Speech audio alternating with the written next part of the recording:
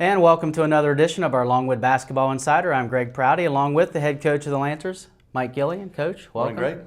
Thank you. Let's get started. Let's do it, Coach. 2 games this past week. The final home game of the season against Liberty last Wednesday night here at Willett Hall. And, final score is 102-101. There's all kinds of things to talk about in that game. Tristan Carey, 40 points, a school Division I record. Big lead late, double-digit lead with under a minute to play, and Liberty kept making three-pointers. We kept making free throws and layups, and all said and done, it's a victory for the Lancers. Liberty's never won in Willett Hall, 102-101 Longwood.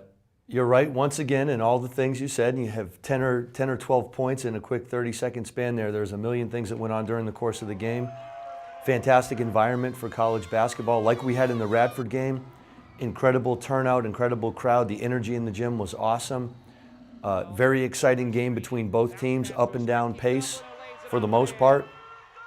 And goes to show what everybody knows, the game is 40 minutes long. We played very well, really for the whole 40 minutes. Even the run that Liberty had at the end was not anything that I think we did incorrectly. Those guys were making some incredible shots, back and forth. But at the end of the day, one team wins and one team loses. And we've been on the other side of that a number of times during the course of the year in a number of different circumstances. So to have that go our way once again is a couple of things. It's a fantastic feeling, first and foremost. It's great for the players who have put all the work into it. It's great for the fans, especially the students who have come out to support us all year long. And it's great for the resolve of this team to understand that the work they're putting into it has a payoff in the end. There are some dividends that are there because I know what we're capable of doing. Again, not only in the short term or maybe what you consider medium range, but into the future. This is a team with a very bright future. So all in all, awesome night, fantastic environment. Can honestly say, for you to be able to say Liberty has never won in Willett Hall, certainly that's what the stuff rivalries are made of. And that's a great feeling also. And, we'll be looking forward to that when the time comes around again a year from now. Coach, 2 straight league wins for you, three wins in the last 4 Big South games. Team playing very well right now. You mentioned the Liberty game. We've talked about it. Great crowd. The Lancer Lunatics were out there standing the entire game. Just a tremendous atmosphere.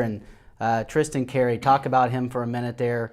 The guy has been playing extremely well the last 3 games, 94 points in the last 3 games. He had 31 against Radford, 40 against Liberty. We'll talk about UT Martin here in a minute, but he came out, he started the game, he set the tone with a dunk on the first play of the game. He drove left baseline, went up, dunked the ball. Next time down, he hits a 3-pointer. He has 8 3-pointers in the contest. Just a couple of the things on those. The 40 points, a school Division I record.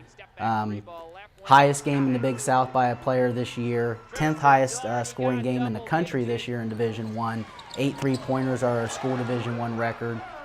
Ties the most made by a player in the Big South this year as well. And you got to just spend a minute talking about the effort that he's put out there, not only against Liberty, but here in the last several games.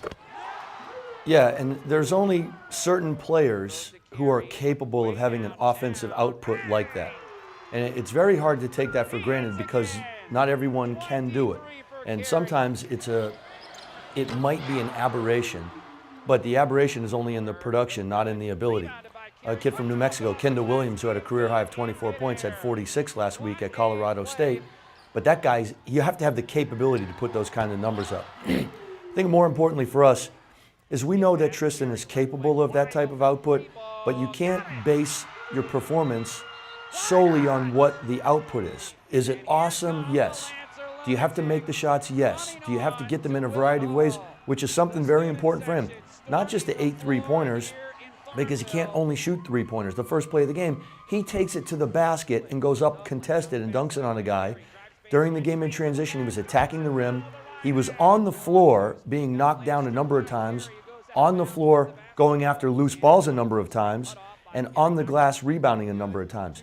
What grows for a player of his ability is the understanding that you can do all of those other things very well and still have enough left to achieve that offensive output, and will only maximize what you get out of the game in a complete fashion.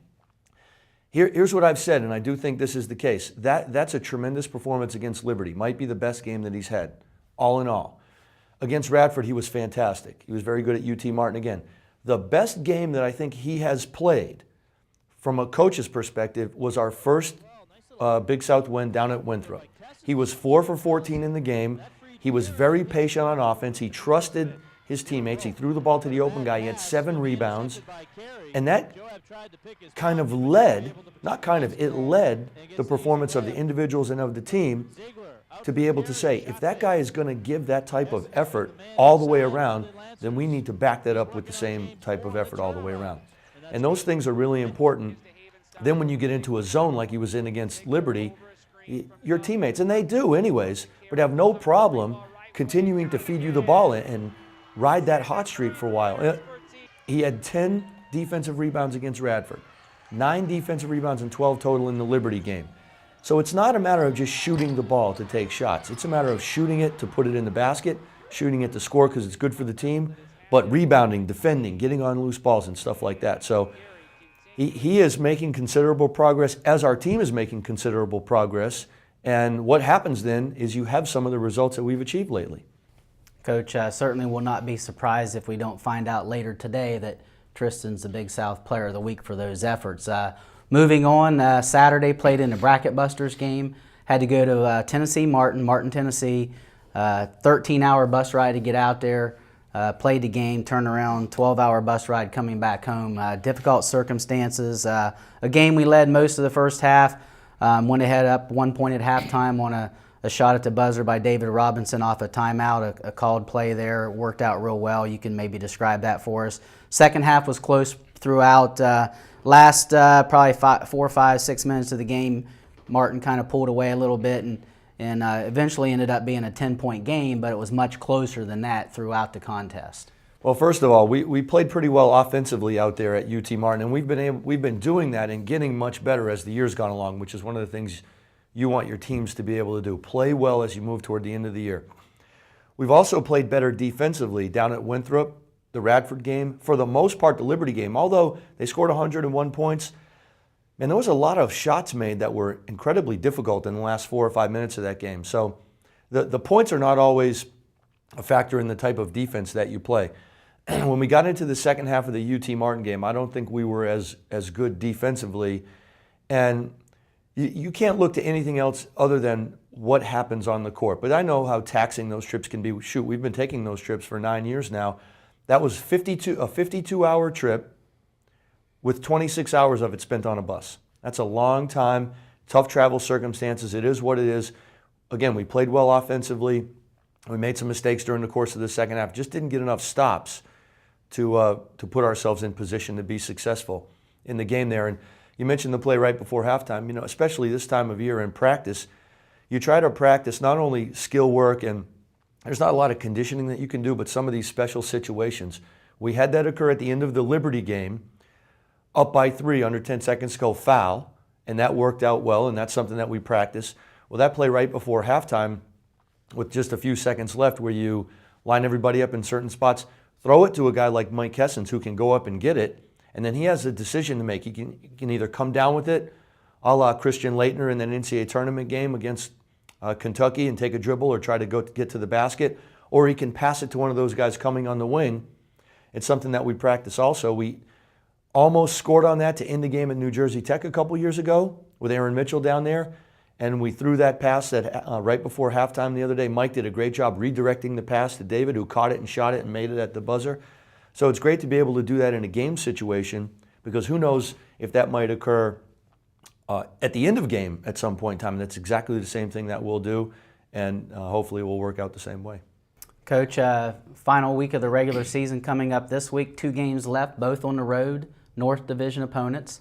Wednesday night down at Campbell University. Saturday afternoon over at VMI in Lexington. 2 teams that we lost to at home earlier this season. Campbell game was a close game throughout, ended up being, I think, a 10-point margin there at the end, and the VMI game was a game that kind of got away from us here a couple of weeks ago in Willett Hall. That Campbell game, let's look at these end-of-game situations for a minute too, Greg. We were down by 6 with just over a minute and a half left in the game. from a sideline out of bounds, we run a backdoor play and throw it to Carl Ziegler, who lays it in. The ball's goaltended, so it would be a 4-point game with a minute and a half to go. The goaltending call was not made. We fouled. They go up by 8 instead of it being 4. Well, anything can occur at the end of the game. Liberty, down by 10 here with just over a minute to go, made it a very close game at the end. Radford yesterday in a Bracketbuster game had an 8-point lead with 40 seconds to go at Siena and ended up losing in overtime. Campbell, trailing by 10 points with just over a minute to go to Liberty just over a week ago, had a shot to tie at the buzzer. So anything can happen in these end-of-game situations. That margin in the first Campbell game, I believe, was 8 or 10 points. Not nearly an indicator of how close the game was, sort of like the UT Martin game. So it's a situation now with these last 2 road games. We should go into the games feeling confident. We're playing well. We know what we need to do, especially on the defensive end, to put ourselves in position to be successful. We've played well on the road at Asheville, at Gardner-Webb, at Winthrop, winning the Winthrop game recently. So we need to go into these games preparing the same way that we have been. We need to go down there or out there to VMI, understanding that we're going to be in position to be successful, and we want to continue to play well leading into the conference tournament, which starts next week. Coach, looking at the Big South standings as we go into the final week of the season, High Point again has separated itself. They've clinched number 1 in the North. Charleston Southern has done the same thing in the South, I believe, but Gardner-Webb and Asheville are only a couple of games back. A lot of things can happen between now and then. It looks like we could be the number 6 seed out of the North, but if we win out and Liberty loses, that might change things. Who gets that 2nd and 3rd and 4th seed in the South is up in the air with 2 games left to go as well, with Coastal Carolina right there with a chance for that 2nd, 3rd, or 4th seed in the South as well. Yeah, as we talked about at the beginning of the year, and this was the case when people asked at the media day and when we got started with all of everything and the year was beginning, there was really no team that was going to separate itself. High Point has done so a little bit in our division, obviously, but it's not as if you can look at them and say they're an unbeatable club. No, obviously nobody in the South either, and there's nobody that you can look at the bottom of the standings and say, hey, those guys are a pushover. Look at us, for instance, right now. We sit in 6th in the North, but we're playing well as we move toward the end of the year. If I was somebody else getting ready for the conference tournament, I would not want to be playing against Longwood when we get down there to Myrtle Beach. So anything can happen. Those matchups are yet to be determined as we go into the league tournament. And all coaches will say the same thing. It's only the next game. We're getting ready for Campbell. That's all we'll focus on with the team. But we know full well we have Campbell and VMI. And also, in looking at what may happen going into the conference tournament, I want our team to continue to believe in themselves, believe in each other, believe in what we're doing, with the understanding that whoever we play on Tuesday in Myrtle Beach, we got a pretty good shot to be successful there. No matter what happens on Tuesday, if we come out on top, well, it doesn't matter what happens, go to Thursday, we're going to have a good chance to be successful there. And that anybody in this league could say the same thing. So it's a matter of continuing to do what you're doing, do it the same way in the way you prepare for the games, and try to maximize what you're doing on game day each and every time. Coach, you mentioned talking about the guys believing in what we're doing. One final go back to the Tennessee Martin game. A unique situation there. A former coach at Tennessee Martin, Cal Luther, former coach at Longwood. He does radio for UT Martin now. He came to you after the game over there on Saturday, and he asked if he could talk to your team and just if you want to share the message that he presented to the Lancers after that game at a place that he coached at up until he retired a few years ago. One of the things that's been important for me, Greg, and important for the program here is to anybody who's connected to Longwood basketball, we want them to be part of what we're doing. We want them to understand the foundation for what's happening right now in the Big South and Longwood as a Division I program would not be possible without what they have done in the past. And Coach Luther is one of those people. I had not met him previously. Great person. We got a chance to talk before the game and afterwards. And right after, he said to me, boy, your team is not far away from being really, really good. And if I had a chance to speak to them, that's what I would tell them. So I said to him, all right, come on, let's go. Anybody who has some credibility, and if you played here, coached here, or if you have some experience or a relationship with me that I know there's some type of message you can deliver to our players and our team, it might be the same thing that we're telling them as coaches, but to hear it from somebody else at times can be really important. So I invited Coach Luther up to the locker room, and he basically said to the guys, you have an incredible opportunity right now to do something special, but as you move into the future, you're really one off season away from competing for a league championship. And as players do, I think they all think that, and I think they hear it and they understand it to a degree. But as you start to realize that it's right there in front of you and other people understand it too, it has an effect on the confidence that you play with and how you perform on game day. So it was great for him to do that, and great for us to have him want to do that as well. Yeah, I thought that was awfully generous and nice of him to do that. He's been away from Farmville and Longwood for over 20 years, and you know, watched the team that he had coached beat us there by 10 on Saturday. There was no reason for him to want to come up and offer something like that afterwards unless he really meant it. Yeah, and he had some other interesting comments about the course of the game and the way it played out that I would be very careful not to repeat on any public format as well. Well, Coach, we're looking forward to this week. Good luck at Campbell Wednesday night, over at VMI on Saturday, and we're looking forward also to getting down to Myrtle Beach. We'll talk about that more next week, but we're ready to go to the beach. We're ready. We got the Hawaiian shirts or the tropical design shirts on. Myrtle Beach shirts. Myrtle Beach shirts. Visit myrtlebeach.com, Big South Tournament. It promises to be a very exciting week of basketball and exciting for everybody that's down there. And it goes without saying, but we'd love to be down there all of next week. And it's our first chance to play for a tournament championship. So let's get down there and see what happens. Coach, good luck this week, and we'll look forward to talking more about the tournament down in Myrtle Beach next week. Thank you, Greg. That's our show for this week. Be sure to join us again next week as we look at the visitmyrtlebeach.com Big South Men's Basketball Championship.